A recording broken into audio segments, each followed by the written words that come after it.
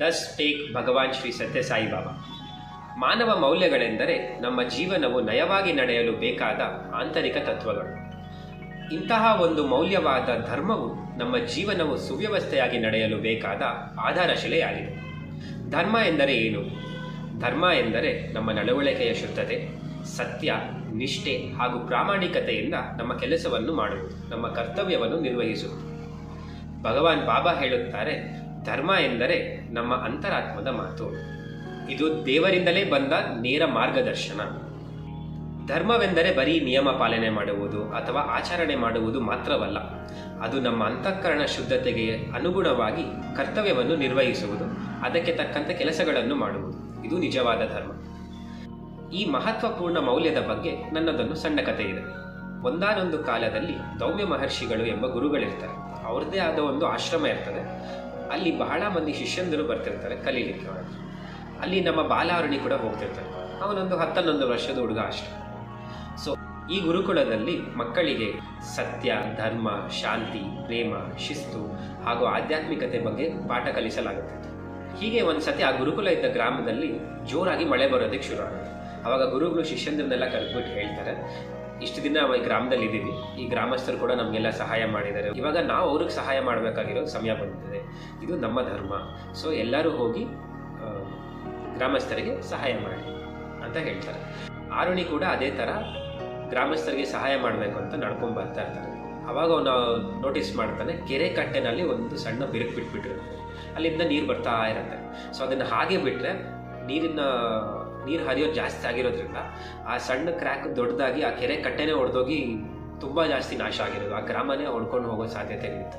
ಅದಕ್ಕೆ ಆರುಣಿ ಏನು ಮಾಡ್ತಾನೆ, ಯೋಚನೆ ಮಾಡ್ತಾನೆ, ಓಕೆ ಗುರುಗಳು ಹೇಳಿದ್ದ ಮಾತೇನು, ಗ್ರಾಮಸ್ಥರಿಗೆ ಸಹಾಯ ಮಾಡಬೇಕು ಅಂತ ಹೇಳಿ.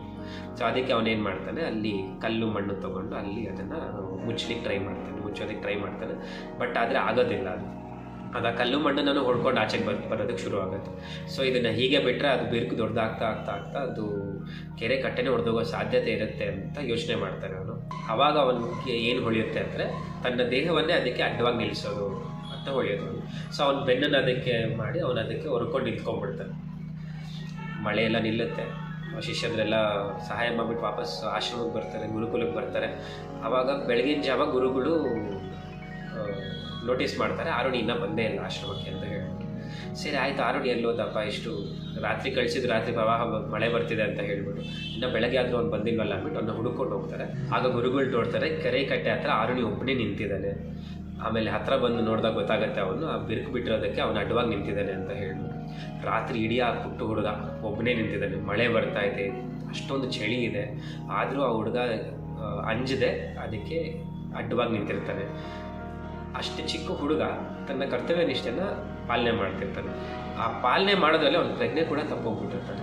ಗುರುಗಳು ಅವನ್ನ ಆರೈಕೆ ಮಾಡಿ ಆಶ್ರಮಕ್ಕೆ ಕರ್ಕೊಂಡ್ಬಂದು ಅವನು ಎದ್ದಿದ ತಕ್ಷಣ ಮೊದಲು ಕೇಳೋದು, ಕೆರೆ ಕಟ್ಟೆ ಹೇಗಿದೆ, ಏನೂ ಆಗಿಲ್ಲ ಅಲ್ವಾ, ಗ್ರಾಮ ಹುಷಾರಾಗಿದೆ ಅಲ್ವಾ ಅಂತ ಕೇಳ್ತಾನೆ. ಅವನ ಕರ್ತವ್ಯ ನಿಷ್ಠೆ ಆ ಮಟ್ಟಿಗಿತ್ತು.